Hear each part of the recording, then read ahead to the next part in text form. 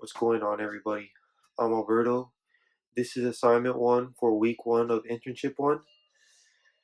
And for this week, we are doing the skill of serving a volleyball underhand, and we are teaching this skill to a 10-year-old girl who is deaf. In this video, I am, of course, going to teach the skill to the individual remotely. I am also going to talk about different community resources that are available for this individual and their family. Plus, I'm going to go over different accommodations that can be made for the individual to feel included throughout the activity and different barriers that may affect it. And also, I'll discuss how to communicate with the individual since we're dealing with someone who suffers from deafness and how to make the activity as effective as possible through communication. I'm going to provide now several different community resources that are useful for individuals with deafness and their families and other people that are important in the decision making for these individuals. The first resource that I found was the Miami Deaf Center. It provides deaf services such as a sign interpreter if an individual needs one. It also has a worship center, which provides church services on Sundays and Bible study on Thursdays for deaf individuals. It also has several different events for the deaf community to bring the community together and promote inclusivity throughout the community in South Florida. Another resource that I found was the Center of Independent Living of South Florida. This center provides different classes to promote life skills for individuals with deafness to be able to live their lives at the fullest. Some of these skills include obtaining driver's license, finding employment, and being able to obtain different things that may be necessary for them to live, such as referrals and food stamps.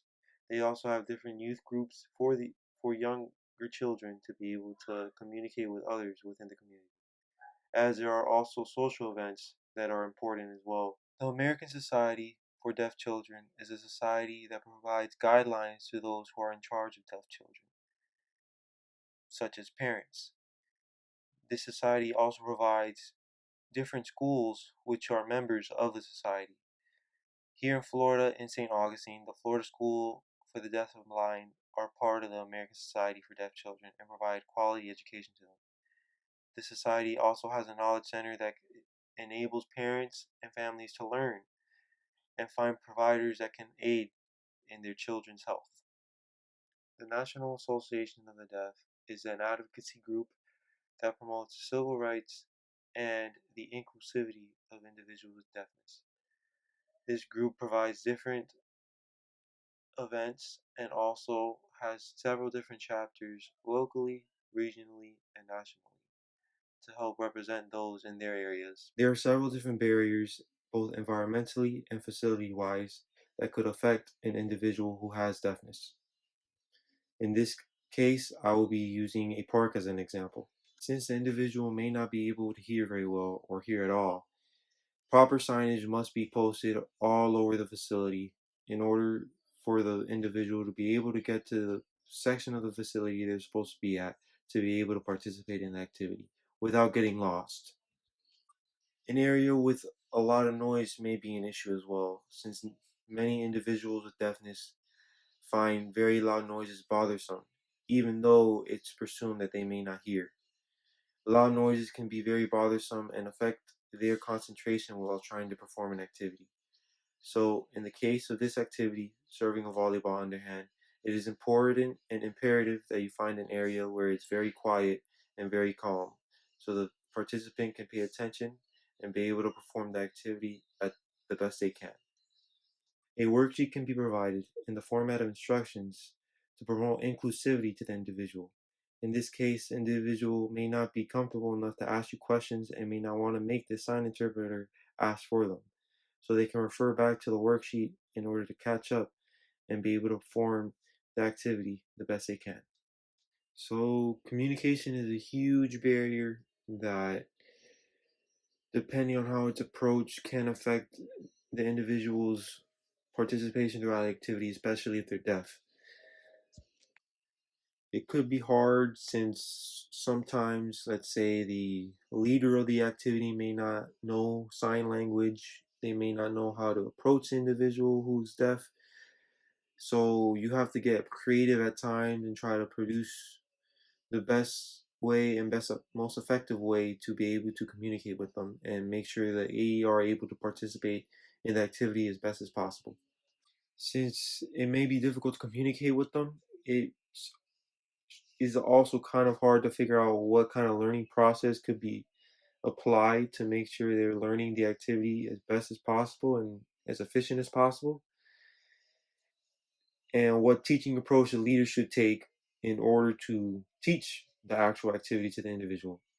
Initial assessments like surveys and questionnaires that you can hand out prior to doing the activity could be useful in finding out the learning process that the individual has and what type of teaching techniques they're comfortable with. That's the main goal of the activity, is trying to make the individual as comfortable as possible so they can enjoy it. Especially since the individual suffers from deafness, it's really hard to communicate with them. So through the use of initial assessments like these, you could get a step ahead and find out what their thinking process is like and what they're comfortable with. Scope notes could also be effective in the case that they provide background information on the individual as well, and it also aids in the planning process for the activity that will be catered to them. Throughout the activity, the leader of the activity should make the participant as comfortable as possible and encourage them to ask questions whenever they're confused. Also, the proper adaptive equipment should be supplied to the individual in order for them to enjoy the activity and perform the activity to the fullest level. Since the individual is deaf, in this case, a sign interpreter should be there and should be able to ask the questions for the individual in order to them to be able to learn throughout the activity. So there are several steps that come into play when you're trying to serve a volleyball underhand, and I'm going to go over all of them just for you to be able to do it on your own. First thing to start with will be your stance. So the stance is always 1 foot forward and 1 foot back. The foot that's forward always corresponds to the hand that you're holding the ball with. The foot that's behind you is always corresponding with the hand that you're hitting the ball with. So it's so you can build up momentum as you push forward into the ball so you can hit as far as you can. So now we're going to go into detail on the movement of your feet as you're going to serve the ball. So to practice at home, it's always front foot, then back foot. You can do it a couple times so you can get the momentum, get the muscle memory, so that when you start to implement the arm movement, you have the foot movement already down.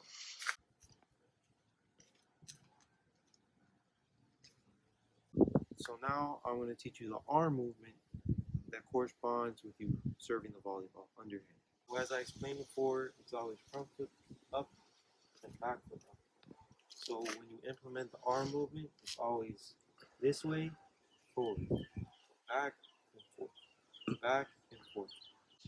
So it's your arm back and then arm forward.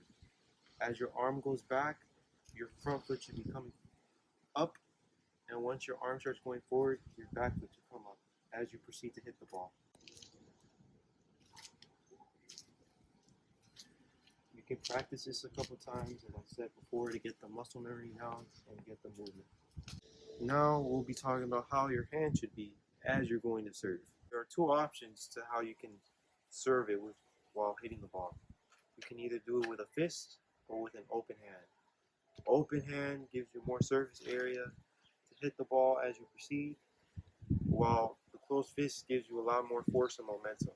However, never put your thumb out because it decreases the surface area of your hand and could possibly move the ball in a different direction.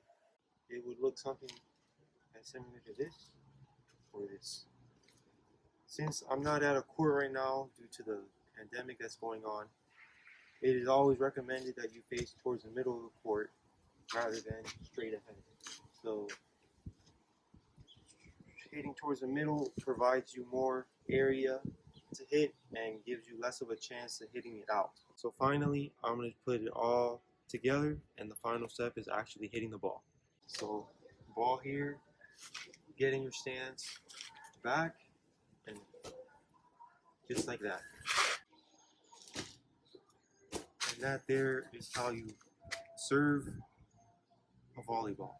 You can see serving a volleyball is a very short process that once you learn, it's very, very fun to implement into your daily life and your daily leisure activities.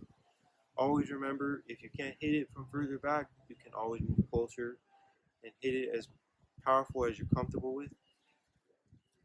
The whole point of the game is to have fun and enjoy yourself.